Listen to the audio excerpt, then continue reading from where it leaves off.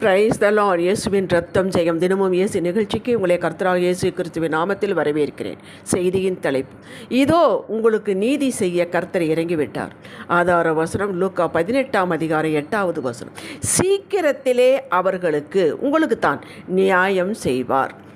தேவ சிந்தனையில் இருப்பவர்களே, லூக்கா 18ஆம் அதிகாரம் 3வது வசனத்தில் சொல்லப்பட்ட ஒரு ஊமையை நீங்கள் பாருங்கள். ஒரு விதவை தனக்கும் தன் எதிராளிக்கும் உள்ள காரியத்தில் நியாயம் செய்ய வேண்டும் என்று அந்த ஊரில் உள்ள ஒரு மனிதரிடம் தினமும் போய் கேட்டுக்கொண்டே இருந்தான். அவன் கடின மனமுள்ளவன், அநியாயக்காரன், மனிதர்களை மதிக்க மாட்டான், தேவனுக்கு பயப்படாதவன். ஆனால் இந்த விதவையோ அவனிடம் போய் நச்சரித்து கொண்டே இருந்தாள். இந்த தொந்தரவு தாங்க முடியாமல் இவள் இனி நம்மிடத்தில் வரக்கூடாது, நியாயம் செய்துவிட வேண்டும் என்று மனதில் அவன் சொல்லி கொண்டானாம். கர்த்தர் நம்மை பார்த்து கேட்கிறார், நான் உங்களை தெரிந்து கொண்டேன், அழைத்தேன், ரட்சித்தேன். நீங்களோ இரவும் பகலும் என்னை நோக்கி கூப்பிடுகிறீர்கள். அந்த அநீதியுள்ள நியாயாதிபதியே நச்சு தாங்காமல் நியாயம் செய்வானையானால் நான் உங்களுக்கு நியாயம் செய்யாதிருப்பேனோ? சீக்கிரத்தில் நியாயம் செய்வேன் என்கிறார். சீக்கிரத்தில் என்றால் எந்த காரியம் உங்கள் கழுத்தை நெருக்கி கொண்டிருக்கிறதோ, சரி அவ்வளவுதான், இவன் முடிந்தான் என்று எதிரி கொக்கரிக்கிறானோ அந்த விஷயத்தில் உடனடியாக நியாயம் செய்வேன் என்கிறார். அதற்கு நீங்கள் என்னை நோக்கி கூப்பிடக்கூட நேரம் இல்லாமல் இருக்கலாம், அல்லது முடியாமல் இருக்கலாம். நான் வேடிக்கை பார்க்கிற தேவன் அல்ல. எதிரி அறிய வேண்டும், என்னடா இது காற்று போல் வந்து காப்பாற்றி விட்டாரே என்று. காற்று எங்கே இருந்து வருகிறது, என்ன செய்கிறது, பின் எங்கே போகிறது என்பது அந்த காற்றுக்கு மட்டும்தான் தெரியும். அப்படித்தான் ஆவியானவர் உங்களுக்கு கிரியை செய்வார். 1 சாமுவேல் 23ஆம் அதிகாரம் 26, 27 உள்ள வசனங்களை நீங்கள் வாசித்து பாருங்கள். உங்களுக்கு சொல்லுகிறேன். இந்த சவுலும் அவனுடைய மனிதர்களும் தாவீதை துரத்தி கொண்டே வருது உங்களுக்கு தெரியும். இப்பொழுது ஒரு மலைக்கு வந்து விட்டார்கள். சவுலும் அவருடைய மனிதர்களும் மலையினுடைய அந்த பக்கத்தில் இருக்கிறார்கள். தாவீதும் அவருடைய ஆட்களும் இந்த பக்கத்தில் இருக்கிறார்கள். இந்த சவுலுடைய மலை வளைந்து கொண்டார். போகிறதுக்கு வழியே இல்லை, தப்பிக்கிறதுக்கு வழியே இல்லைங்க. அந்த சமயம் பார்த்து நல்லா மாட்டிக்கொண்டான் தாவீது. இன்னும் ஒரு சின்ன நேரம்தான் பிடித்திருப்பான். அந்த சமயத்தில் ஒரு ஆள் சவுலிடத்தில் வந்து, நீ சீக்கிரமாய் வாரும், பெலிஸ்தியர் தேசத்தின் மேல் படையெடுத்து வந்திருக்கிறார்கள் என்றான். அதனால் சவுல் தாவீதை பின்தொடர்கிறதை விட்டு பெலிஸ்தியரை எதிர்க்கும்படி போய்விட்டான். கேட்டீர்களா? தாவீது தப்பித்து கொண்டான். அந்த கடைசி வினாடி வரை. அப்போஸ்தலர் 28ஆம் அதிகாரம் 3-6 வசனங்களை நீங்கள் வாசித்து கொள்ளுங்கள். அது பவுலுடைய ஊழியம். பவுல் வந்து ரோமாபுரிக்கு அழைத்து கொண்டு போகிறார்கள். அவனை கைதியாகத்தான் கொண்டு போகிறார்கள். ஆனால் பவுலுடைய ஜபத்தினாலும் மற்ற காரியத்தினாலும் அவர்கள் தப்பித்து ஒரு தீவில் வந்து இறங்குகிறார்கள். அந்த தீவுக்கு பேர் மெலித்தா என்று பெயர். அங்கே குளிர் பிடித்து கொண்டது. இவர்களோ இத்தனை நாட்கள் தண்ணிக்குள்ளேயே இருந்தவர்கள். அவர்கள் அந்த தீவார்கள் இவர்களை சேர்த்து கொண்டு ஒரு அனல் மூட்டுகிறார்கள். இவனும் பவுல் சில விறகுகளை பொறுக்கி அந்த நெருப்பில் மேல் போடுகிறான். ஒரு விரியன் பாம்பு அனல் உரித்து புறப்பட்டு அவனுடைய கையை கவிக்கொண்டு பவுலுடைய கையை கவிக்கொண்டது. விஷப்பூச்சி அவன் கையிலே தொங்குகிறதை அந்நியராகி அந்த தீபார் கண்டபோது, ஐயையோ, இந்த மனுஷன் கொலைபாதகன், இதற்கு சந்தேகமே இல்லை. இவன் சமுத்திரத்துக்கு தப்பி வந்தும் பழியானது இவனை பிழைக்க ஒட்டவில்லை என்று தங்களுக்குள்ளே சொல்லிக்கொண்டார்கள். பார்க்கிறார்கள், பாம்புக்கு அப்படியே அவனோட கையை பிடிச்சிருக்கிறது. பவுல் என்ன செய்தான்? அந்த பூச்சியை அனலில் உதிரி போட்டுவிட்டு தீயிலே போட்டுவிட்டு அவனுக்கு ஒரு தீங்கும் வரவில்லை. இப்பொழுது பாம்பை பார்த்து கொண்டிருந்தவர்கள் இப்போ பவுலை பார்க்கிறார்கள். அவனுக்கு ஒன்றுமே ஆகலையே, அவன் நிஜமாகவே தேவ மனுஷன்தான் என்று நினைக்கிறார்கள். காப்பாற்றினார். பார்த்தீங்களா? பாம்பு கடித்து அந்த விஷம் ஏற விடவில்லை. அப்படித்தான் உங்களுக்கு செய்வார். 1 ராஜாக்கள் 1ஆம் அதிகாரத்தில் 5வது வசனம் 11வது வசனத்தை வாசித்து பாருங்கள். இவன் தாவீது ரொம்ப விருத்தியாப்பி, அதாவது வயதாகிவிட்டது. இனி அடுத்தது சாலமோன் ராஜாவாக வேண்டும் வாக்கு கொடுத்திருக்கிறான் பச்சைபாலுக்கு. இப்போ அதற்கு முன்பாகவே அவனுடைய மகன் இன்னொருவன் அதோனியா என்பவன் ராஜா என்று பிரகடனப்படுத்தி கொண்டான். அவனுக்கு 2 குதிரை வீரர்கள், இவர்களை சேர்த்து கொண்டு ராஜா வாழ்க என்று ஆரம்பிக்கிறார். இதை கேள்விப்பட்டு வந்து தாவீதுக்கு சொல்லுகிறார்கள்.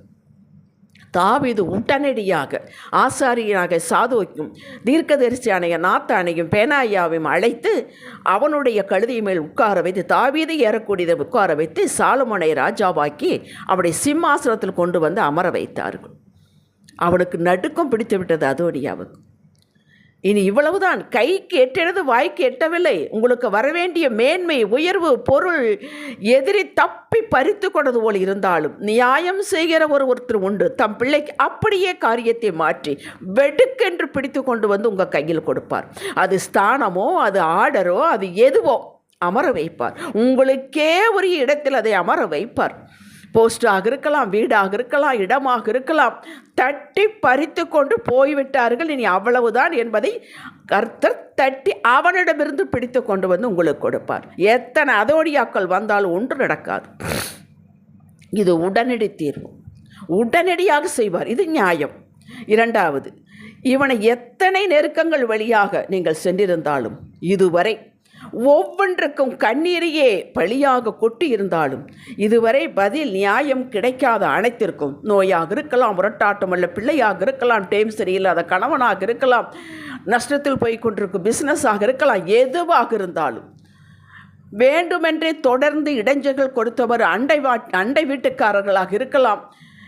இவர்களுக்கு யார் பரிந்து பேச வருவார்கள் பார்ப்போம் என்று பணபலம், ஆள்பலம், அந்தஸ்து, செல்வாக்கு உடையவர்கள் உங்களை ஒன்றுமில்லாமல் ஆக்க வேண்டும் என்று உங்களுடனே பறித்து கொள்ள வேண்டும் என்று எழும்பி செயல்பட்டு கொண்டிருந்தாலும், இதுவரை கிணற்றுக்குள் போட்ட கல் போல உங்கள் ஜெபங்கள் இருந்தாலும் அத்தனைக்கு விடுதலை உண்டு.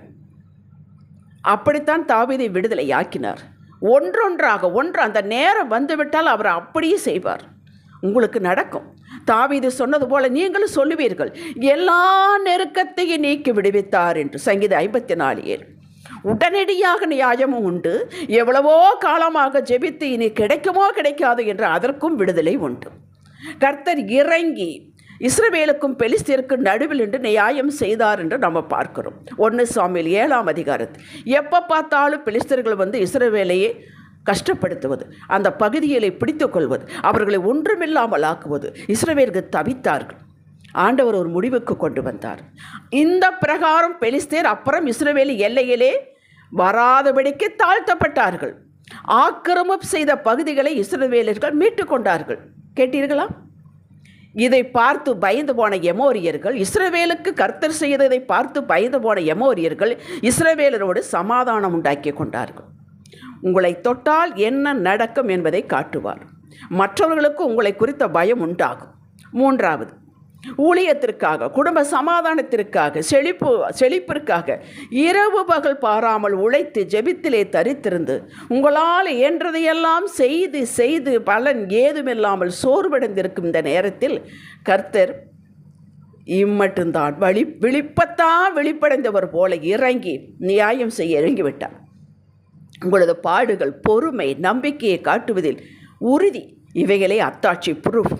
இதுவரை பொறுமையாக இருந்தீர்கள், இதுவரை நம்பிக்கையாக இருந்தீர்கள், வெளியே சொல்லாமல் இருந்தீர்கள், இதெல்லாம் அத்தாட்சி. ஊழியத்தில் பெரிய திருப்பமுனை உண்டாகப் போகிறது. இதுவரை கேட்டு கேட்டு நமக்கு தகுதி இல்லையோ என்று நினைத்தீர்கள் அல்லவா? அவற்றுக்கும் எல்லாவற்றுக்கும் இரட்டத்தனையாக பதில் கொடுத்து, என் தேவன் என்னை மறப்பதில்லை, வாக்கை மறுப்பதுமில்லை என்று சொல்ல வைப்பார் உங்களை. பவுலின் ஆரம்ப காலத்தில் ஊழியத்தில் யாரும் சேர்த்து கொள்ளவில்லை. புதிய ஏற்பாட்டில் 3/4 எழுதியவர் அல்லவா, அவ்வளோ பெரிய படித்தவர் அல்லவா, அவனை யாருமே பயந்து விட்டார்கள், சேர்த்து கொள்ளவே இல்லை. அவன் திரும்பி தன் ஊருக்கே போய்விட்டான். ஆனால் ஊழியத்தை விடவில்லை, தான் பெற்ற அபிஷேகத்தை விடவில்லை.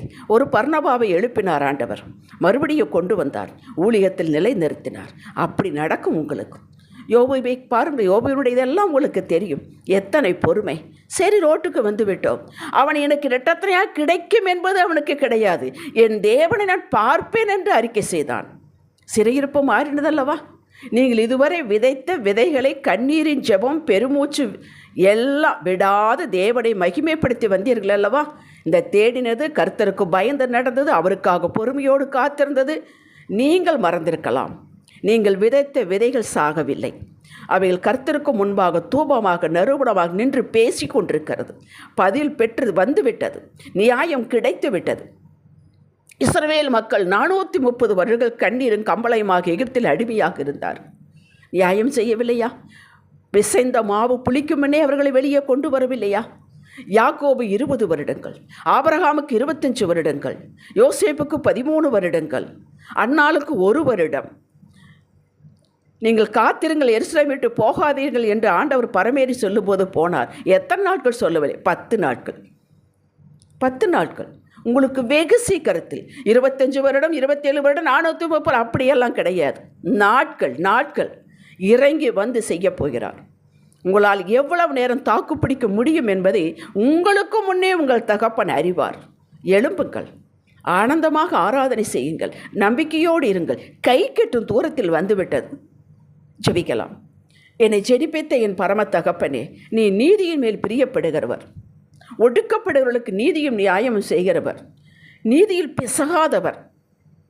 அடியானின் பாரமெல்லாம் உங்கள் மேல் இருக்கிறதப்பா. இரக்கம் காட்டுங்க, தயவு காட்டுங்க. உங்கள் நீதியின்படி இறங்கி எனக்கு கிருபை செய்யுங்க. இயேசுவின் நாமத்தில் பிதாவே. இன்றைய சிந்தனைக்கு என்னுடைய ஜெபம், பெருமூச்சு, காத்திருக்குதல் இவையெல்லாம் வெறுமையாக போகாது. மழையுள்ள மேகங்களை இழுத்து வரும். என் நீதி கந்தை, அது ஒன்றுமில்லை. என் தகப்பனுடைய நீதி கல்வாரியிலே வெளிப்பட்டது. என் தகப்பனுடைய நீதி அந்த உயிர்த்தெழுந்த வெற்று கல்லறையில் வெளிப்பட்டிருக்கிறது, அத்தாட்சியாக நிற்கிறது. நான் அதை தினமும் தூக்கி பிடிக்கிறேன். ஆமேன். அல்லேலூயா.